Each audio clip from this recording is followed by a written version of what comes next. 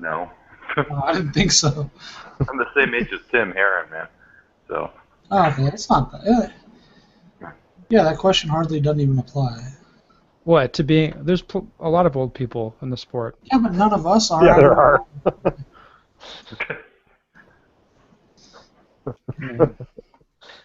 If USPSA did a senior discount for matches, they'd probably go out of business. Nice. Well, you do regular sign up online, and then if you want to see the discount, you have to mail it in. That way, make it fair. Oh, no. But Matt likes shooting with the seniors because they exit through the back of the stage because they've been playing the game a while. Most of them don't even walk on the stages. Yeah. They're just like, yeah, I see everything. Whatever. All right, welcome to the Practical Pistol Show. My name's Ben. I'm here to answer shooting questions. On deck today, Les Pepperoni. Hey, guys. Grumpy Matt. Hi. Exit through the back, Matt. There we go. Backdoor Matt. Backdoor Matt. Love it. I don't know if I like that one. And we got Gabe White. Well, I guess Backdoor Matt is it. Hi, everybody. All right, Sorry, today's question. What sort of pistol, magazine, or equipment maintenance are you doing during a match? Les, you're the biggest nerd here. So Total teardown. After I walk off that stage at the end of the match, I break everything down. No, I take during an the ultrasonic match. clean. Like from stage to stage. Yeah, dude. Like after the stage, I take my portable ultrasonic cleaner and I plug it in and I do a dunk, re-lube. You're good to go. No, I don't do anything during the match. I might clean like sand off the outside of a magazine and keep shooting. Dude, I shoot a Beretta. Like it doesn't we choke. all know that those are impeccable. Yeah. Man, they run. They run and run and run. I'm sure Gabe doesn't do anything either, man. Nope. Nope. Nope. That's it. You know, between days on a multi-day match, I may actually like. We'll get to that. Just relax.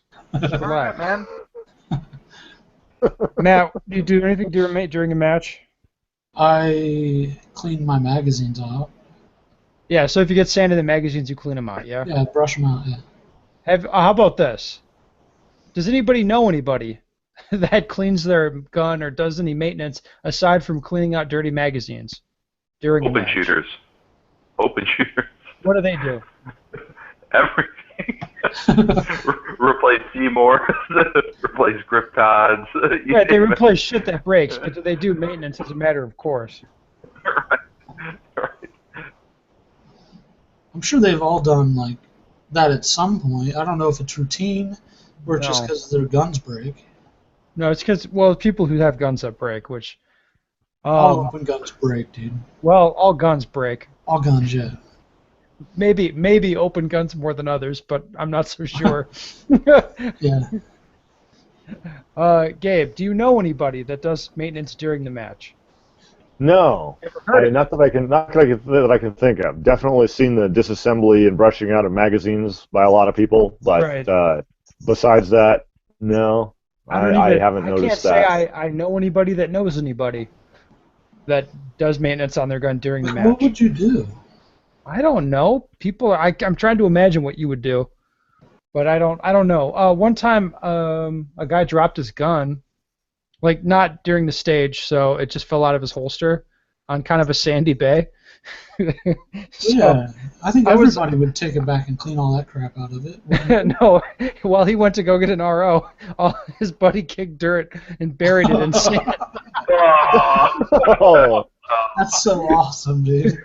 I thought it was super fucked up, but that's kind of funny. Yeah, it was definitely funny. Wait, were you kicking dirt on it then?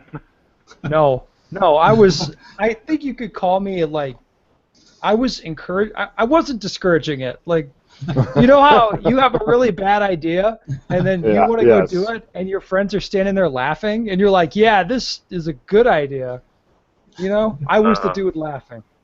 Right, yes, I know all about being an instigator. That's you. I think that's why I like you. It wasn't my idea. I was like, man, that'd be hilarious. It turns out someone should go do that. Yeah. It's not me. It turns out if you get like sand all up in somebody's 1911, they're not too happy about it. Wow. It probably doesn't run either. No, it wasn't really running in the first place, so I don't think it was a. It didn't really matter. Not that it was a 1911. It was just the guy was having problems with it all day. We saw a guy blow up his gun. He had like a double charge round. Basically took it apart, kind of popped it back together, and kept shooting. That was interesting. So On the same gun? yeah, That's impressive. Same lot of ammo? yeah, Well, it couldn't then- be worse, right? yeah, right. It was a 1911. It was a little bit hot loaded, maybe a really hot loaded 45. I've that actually kind of seen flew- that also. Yeah. And then he kind of the next year at the major match he shot it again. He did the same thing again. Like, wow.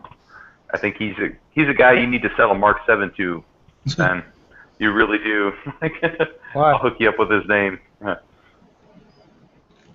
Why? How would that help him? A little more consistent, I think. Oh. Man, this is another thing he'll fuck up probably. Yeah. If Buy my some read ammo. on human nature is any indication. I think it's pretty fail-safe once you get it set up, though. Yeah. See, you said it's pretty fail-safe, which I agree with, once you get it set up. And the getting it set up part is probably Well, where this guy would have an issue. maybe you can hire someone to set it up for him. Yeah, maybe. All right. So the second part of this question was, for multi-day matches, what sort of pistol, magazine, or equipment maintenance are you doing between shooting days? Which I assume we'll get a more interesting answer to this. Gabe, have you done a multi-day match yet? Yeah. Yeah, you have. So did you do anything? Not absolutely every day, but sometimes I'll clean the gun, and by clean it, all I mean is really just like take it apart and then take a paper towel and wipe it off. And then I put a little bit of oil on it in a couple of places, and I call it good. That's about it. And mostly it's just kind of something to do, relax a little bit, clean the gun, chill out. That's all. Hopkins? I do clean the gun before I go to a big match that I care about, and especially once the trigger starts getting gritty, because there's usually some grit and junk in there, and then it's worth cleaning it. That's about it. I'll maybe take the slide off the gun and put some more oil on it. I've shared a lot of hotel rooms with you over the years, and I can vouch for this. This is 100% true. And then I want to make sure nothing had broke or anything that I didn't see. But yeah, I'll probably even take the barrel out and maybe run a bore snake down that or whatever. I've never seen that. I do that actually before I start the match. So. Right, I've Maybe never not. seen you. I've never seen you bore snake it in the middle. Right, it's just oil and make sure nothing crazy happened, like a spring broke or something. You never know. Less. Yeah, and I clean the mags at night too, so I don't have to do it in the morning. Of course. Yeah. Less. I'm What gonna about wipe you? down the mags, and basically I just when I was shooting the CZ, check the trigger return spring. The ones on the Beretta aren't a lot better. I should warn you. They're better. They're better. Like I don't know. The CZ ones broke a lot for me, but I'd probably just change it actually between that night too. If I was doing a multi-day match, just kind of prophylactically, I think that was good. But on the Beretta, make sure everything's all right, and that's it. Yeah. Ditto what Hopkins said. The one spot that, since my barrel's like silver, it annoys me if there's a lot of shit on the feed ramp, so I might wipe that off. Yeah. Mm-hmm. But that's it. I'll brush that. Yeah, that's pretty much the only thing that I would do. And when I was shooting a Beretta, I couldn't see that stuff as much, so Yeah. it was still there. I just couldn't really see it. So I was like, whatever. All right. Do you guys know anybody that does the full gun tear down and clean in the middle of a match? I've seen people do that. I don't know. Like the reason he said was he doesn't want Like he goes and pulls everything apart. He'll strip a 1911 down to the frame. Why? And he's worried about like parts breaking or something, you know? I don't know. Is this guy any good? You know who he is. Okay, is he good? He's left-handed and he's kind of a maniac. That narrows it down some. What do you mean? There's only one completely maniac, completely crazy. Oh, okay, yeah. Yeah, exactly. He said he's had a part break before and like he doesn't feel comfortable with it, like without breaking it all the way down. I don't know. Doesn't it Okay. seem like you could? I mean, if you're really disassembling the gun that much, it seems like there's some potential for you to cause a problem from, I don't know what. Yes, absolutely. Yeah. You know, you don't put things back together right. You make a mistake. You put the part in backwards, Or some little fucking spring goes flying across your hotel room. And you're like, Yeah. oh, did I need that? Right. I mean, like it seems like not a completely risk-free thing to break the gun down that much. I mean, I actually think basic it's field stripping, you know, that seems pretty I not think bad. it's But, I think it's stupid. Like I don't like it. I think it's a bad Yeah. idea, yeah. personally. I don't know of any gun that can't run more than a couple hundred rounds, you know? Like what? You're not going to do that in normal like day-to-day thing or Yeah. normal day-to-day training. You're going to run it. at I don't least- even like breaking the gun down and like I like lubing the shit out of it. I don't like that. Yeah. Because the gun it feels different versus when you've shot a couple hundred rounds through it versus when it's been freshly lubed. Like it just feels a lot different to shoot. So I wouldn't want to change the way the gun feels for me or whatever in the middle of the match. I don't dig that. Whatever. Les, do you know anybody that does the full teardown thing? No, not even open shooters, unless they're fixing stuff. Which is, I guess Which maybe is a not. distinct possibility right there, right? You know? Yeah. Man, I'm sure the open guys would be happy to point out that plenty of production guns have problems, but yeah, all right. Let's move on to the next question that we have going on today. Do I need to keep both eyes open in order to achieve my full potential as a competitive shooter? If so, do you have any tips on effective ways to train myself to do so? I appreciate your often informative and sometimes hilarious podcast.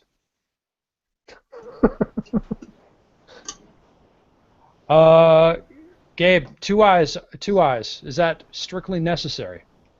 I do not think that it is. Gabe, that sounds blasphemous to many. Me most of all, because I am a devout, both eyes open, hard front sight focus on virtually every shot shooter, and over time I've come to see that probably, I think that puts me in a tiny minority, and I think most people, or maybe not most people, but there are a great many people, a huge number of people, very significant number of people who do a lot of good work, like work at a higher level than I do it, like top tier people, I think, who either close an eye, at least on some shots, or squint it, if not all shots, but at least some of them, and do a lot of good shooting target focused with a high visibility front sight.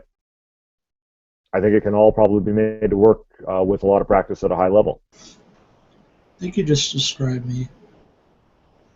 Which part? High level? No, the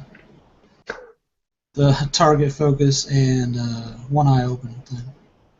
Yeah. I use tape on my glasses. I don't see it being a problem. Yeah, so would you say that a guy has to do two eyes open? No, obviously not. No. Would your recommendation, like knowing nothing about the guy, would you recommend two eyes open to start? Like, hey, I'm not sure. What do I do? I think you should at least try it, you know? Try There's two eyes plenty of- open.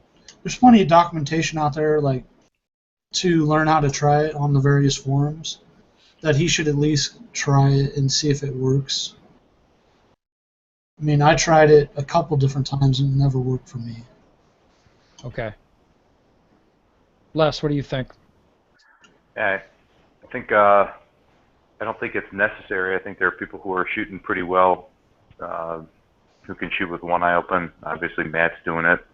I think for tougher shots, then it's kind of natural to just remove some of the visual confusion and really focus on what your dominant eye has to say about lining up the sights. I think that that removes like some factor, like the ghosting of images and whatnot. But yeah, I don't know. I will say I think that shooting both eyes open when you're kind of going crazy fast, it keeps you oriented, keeps you kind of indexed right. Like your perfect situal awareness, kind of you can maintain that a little bit. I don't know, but I don't think it's. I think there's other places that have bigger gains. I don't think that it's going to hold somebody back from achieving their full potential as a competitive shooter. So, yeah. You know, I think that whole potential part of the question is a little bit of a loaded part, because part of the potential is how a person's brain and eyes work together. Well, yeah, Gabe, and what the fuck? just- You think you're going to get, like, fair questions? No. This is Practical Pistol Show, motherfucker. Well, just like Matt said, I mean, he has tried it, didn't work, and I'm sure it wasn't from a lack of trying. I mean, I think there are some people who can successfully, start out having a hard time shooting with both eyes open, but learn to do it with the time-honored techniques for trying to force your head to work that way. But some people it just never works for.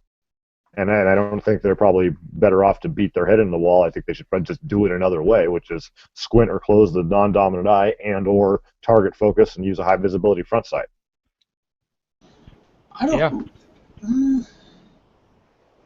I think what you just said was getting into something else, though. I don't think having how they're looking at the sights has anything to do with how many eyes they have open, or anything. You're right. I kind of bundle these things together mentally. Okay. It's just kind of a bundle of stuff that's all related in my mind, so I think that's why I'm saying it. You're right. It is not strictly related to what he is actually asking. Okay. Okay, so in my mind, I think the best advice is to try two eyes open. Yeah, I mean, I think if you don't know, try two eyes open. You get more field of view that way. Would it be fair to say that two eyes open is on some level it is objectively better? I mean, not much, but maybe better. I would certainly agree, because the way the whole discussion ultimately takes place is how to mitigate the fact that you have to shoot with one eye squinted or closed. I mean, that's what it really kind of comes down to. I don't think there's any question. It's kind of like the cross dominance issue of, if you're cross dominant, it is frequently considered a fundamentally a problem to be mitigated, but it is definitely not going to necessarily hold you back from reaching a very high level of performance. Being like left-handed, old, a chick, whatever, like can work around it. Yes. What? Just keeping it real, Gabe. I know. I agreed. I said yes, didn't I? Damn. Angry Les. What? What are you shaking your head at me for? Yeah, you had to throw that in there, right? But you like it when I take shots at lefties. Come on. Right. The strangers. But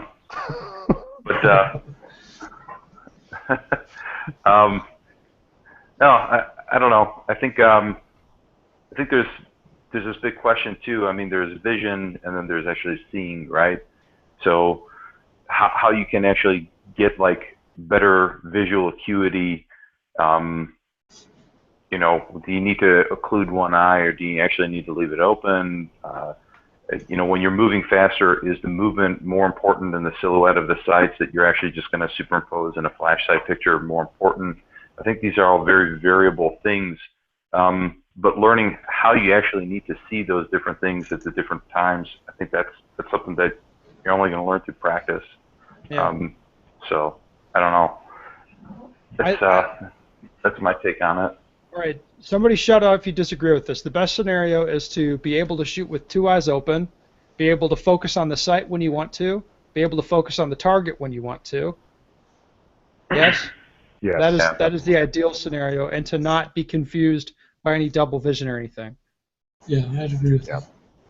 Yeah, but depending on, maybe you have a prescription issue with your eyes, Maybe you get a double vision problem. Maybe you're cross dominant that makes it really tough for you to shoot two eyes open for whatever reason. Like, then you can work around all those issues though. Yeah.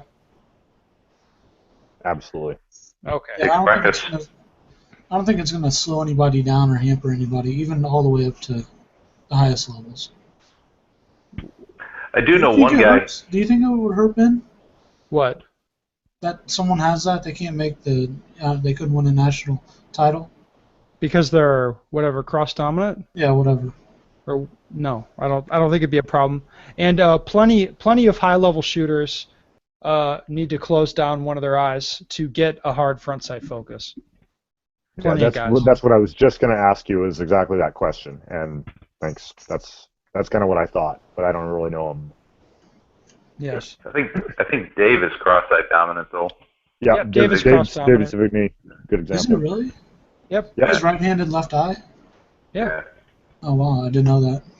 So Right. this whole discussion, I know this is kind of a little bit of a tangent, but the cross dominance thing and recognizing it as a suboptimal situation and one to be solved or mitigated, that I've had that discussion with some people before, and we really tried to dig into it. And what somebody found was we had examples of very, very high level shooters who had either lived with it or solved it in different ways. So supposedly, Dave Savigny is cross dominant and shoots that way, and obviously he does great. Rob Latham, I've been told, maybe hopefully this is not out of turn and incorrect, but that he switched early in his career was cross dominant and switched hands so that his hand that he was using as his primary hand was on the same side as his naturally dominant eye, and that Brian Enos was also cross dominant and solved it the opposite way by maintaining his dominant hand but retraining his eyes to use his naturally non-dominant eye as the dominant one. So if that is correct, hopefully I'm not saying the wrong thing there, but if that is correct, then there's three high-level examples of people who solved it or lived with it all different ways. You can't get much more high level than that, I don't think. I don't think so. Well, okay. Another excellent and informative discussion. Gabe, you got anything else? No. Class schedule on GabeWhite.com.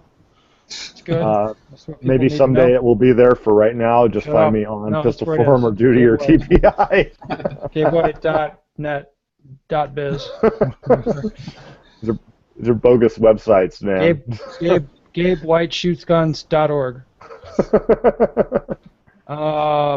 Backdoor Hopkins, thank you for coming on. Do you have any classes coming up? Don't you have one in Arizona or some shit? Nothing for sure yet. All right. But just always make sure and exit out the back of the stage. I don't think I hit on it yet on this episode.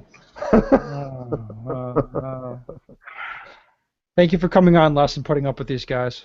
All right, if you have any Pleasure. shooting questions you want answered, go to bensigger.com. Send us your questions.